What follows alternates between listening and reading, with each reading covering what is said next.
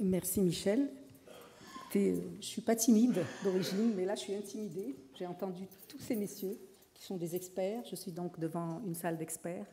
Je suis simplement une femme qui s'intéresse au climat et aux dérèglements climatiques. Donc, si tu permets Michel, je vais juste dire un peu comment on vit ça au Maroc. Hein. C'est une véritable révolution, quoique historiquement, Hassan II, le père du monarque actuel, avait dit dans les années 80, une goutte d'eau de perdue était un crime. Tout le monde a dit, oh, pourquoi ils disent ça, 3500 km de côte, on n'a pas des usines de dessalement d'eau, etc., on n'aura pas ce problème. Et on a eu 240 barrages. Politique a été aussi critiquée. Et aujourd'hui, on remercie le ciel, parce qu'effectivement, la désertification arrive, nous le sentons, nous le vivons, et peut-être les femmes plus que les hommes, pour une raison très simple, c'est que la majorité des analphabètes, ce sont des femmes. Elles continuent à vivre dans les zones rurales et elles utilisent des moyens de vivre qui sont complètement dépassés aujourd'hui. Elles font la cuisine avec du bois qu'elles vont ramasser dans les forêts. Elles n'ont pas d'électricité, donc il n'y a pas d'électricité, pas d'énergie. Et donc elles passent un temps fou à aller chercher l'eau, à faire du feu pour faire la cuisine.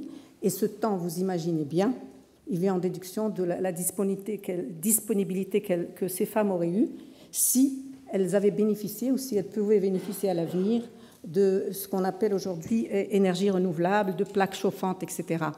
Donc ça, c'est important, parce que si elles ont ça, elles vont pouvoir se libérer pour faire des études, au moins basiques. Je ne dis pas des études pour devenir experte en est-ce quelque chose, mais au moins qu'elles sachent un petit peu comment vivre et comment éduquer leurs enfants, ce qui est très important pour l'avenir de nos pays. L'Afrique est très touchée par cette histoire. Je voudrais attirer votre attention sur une chose, c'est que la position de la femme, elle est d'autant plus importante que c'est la femme qui tient la famille au Maroc comme ailleurs, hein, je parle des régions reculées, et que si on a autant de migrants, si on avait l'eau, si les femmes disposaient de l'énergie renouvelable, eh ben, on aurait une stabilité et il y aurait moins de migrants. Il y aurait moins de gens qui seraient dans les frontières des autres pays pour vivre. Parce que quand on arrive à mourir de faim ou qu'on n'a vraiment aucune autre solution, quand on a dit, je sais pas, il y a eu un numéro spécial du Figaro qui disait « c'est le climat qui fait l'histoire » et effectivement, c'est le climat qui est en train de faire l'histoire. Or, les femmes sont plus stables. Si elles ont les moyens de rester à leur place, chez elles resteraient. Donc il faut nous aider, parce que nous, on a déjà, je pense que pour les experts, vous le savez, des usines d'énergie renouvelable. Je parle de Ouarzazate, avec Nour 1, 2 et 3. Donc on est vraiment sur le bon chemin. Mais ça ne suffit pas. Il faut encore aider, il faut encore développer, et je pense que le Maroc essaie de donner l'exemple, fait le maximum, mais on a besoin de gens comme le monsieur qui vient de passer sur les réseaux de l'entreprise. C'est vous, je crois, non? C'est vous, voilà. Ah, d'accord, excusez-moi. Donc tout ça, c'est pour vous dire que la femme est très sensible au Maroc, l'homme aussi, mais elle plus.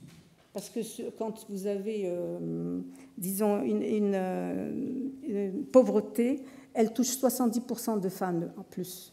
Même si, maintenant, je ne parle pas au niveau global, parce qu'au niveau global, la femme a fait des progrès, nous faisons des études, 80% des diplômés scientifiques sont des femmes, etc. Mais bon, il reste tout ce qu'il y a derrière, et ça, je pense que c'est très important. Et je pense qu'avec l'aide de tout le monde, parce que là, vous êtes c'est la France, et je pense même l'Europe, peut-être, mais il faut penser à l'Afrique. C'est 40% de la population du monde en 2100. Donc, il faut pousser. Il faut les aider pour qu'on puisse vivre tous ensemble sur la planète. Et quand on parle de sauver la planète, moi, ce que je dis, c'est sauver l'humanité. Parce que la planète sans nous, je pense qu'elle vivra. Mais nous, sans la planète, on ne pourra pas vivre. On n'a pas de rechange. Voilà, donc, je ne sais pas si tu as une autre question. Écoute, je t'invite puisque tu tiens tu vas tenir à Essaouira au mois de novembre une séquence du Women's Tribune. Et ce matin, nous avons entendu Madame Savin parler de la conscience. Et le thème de ta conférence, c'est entreprendre en conscience. Et donc, c'est aussi quelque chose de... Ah oui, qui me tient à cœur, pas qu'à moi d'ailleurs. On est un bureau assez... Il y a d'ailleurs des Françaises avec nous et des Français. Alors, je veux juste spécifier que le Women's Tribune est une association de mixité. Ce n'est pas une association réservée aux femmes. Messieurs, voilà, à bon entendeur, salut. Parce que nous sommes très lucides. Pour l'instant, au Maroc comme ailleurs, ce sont les hommes qui sont encore dans les postes de décision, quoi qu'on dise. Donc pour nous, il s'agit d'échanger. On n'est pas des victimes. Hein. L'association ne nous pose pas en victime, pas du tout. Oui, on n'est pas des victimes. Je pense qu'on a les moyens de nous défendre. On peut se défendre, on peut faire beaucoup de choses, peut-être différemment que les hommes, et c'est tant mieux. La diversité, c'est une richesse. Donc, et cette association, justement, il lui tient à cœur. D'ailleurs, on a reçu pas mal de personnalités françaises et autres, bien sûr. Donc, venez, vous serez les bienvenus. Et je pense que là, ici, je vais me permettre d'inviter certains parce que le thème nous intéresse au plus haut point. Entreprendre en conscience, ça touche à tout. Ça touche au droit, ça touche au financement, ça touche à la spiritualité aussi. Et je vais vous dire, j'ai une petite anecdote. Je discutais avec un banquier parce que mon domaine à moi, c'est la finance. Et je disais, bon, si demain on vient te proposer un projet avec 35 000 emplois à créer, sachez qu'au Maroc, il y a un problème d'emploi quand même, je pense que vous le savez tous, qu'est-ce que tu ferais? Mais polluant. Il me dit, c'est pas grave, je finance. Je trouve ça criminel. Et je pense que s'ils avaient des femmes dans ces structures-là, ça serait plus difficile de faire passer des projets qui nuiraient justement à l'environnement. Et de par mon métier, donc le Maroclear, c'est le dépositaire central des titres, c'est l'équivalent d'Euroclear. Donc. Et nous, on a un peu l'environnement dans notre ADN. C'est-à-dire que nous, on ne travaille pas avec les papiers. On travaille uniquement par l'informatique. Donc, on fait des économies.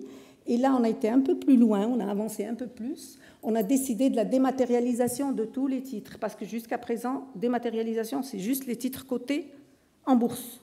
Maintenant, on s'adresse à tous les entrepreneurs, ceux qui existent déjà, ceux qui vont venir, et on leur demande de créer des comptes à Maroclear pour pouvoir éviter la déforestation, ce qui est quand même un élément très important par rapport à l'environnement.